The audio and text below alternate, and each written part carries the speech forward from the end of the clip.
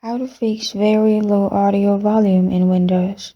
Hi everyone, I'm here to assist you today. Without any delay, let's jump right in. First, open your Windows and then click on the sound icon at the bottom right corner of your screen.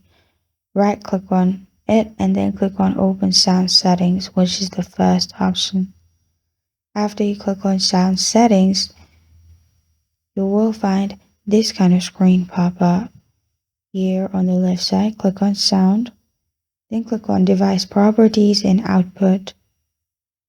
Make sure it's Device Properties of Output. Here you will find Audio Enhancement or Spatial Sound. Simply turn it off. Make sure you've selected Off. After you do that, you're good to go. You can restart your device and your problem will be fixed. This is how to fix very low audio volume in Windows. Thank you for joining me today. If this video helps you out, please leave a like and subscribe for more. Got a question or want to suggest a topic, comment below. Thank you for watching.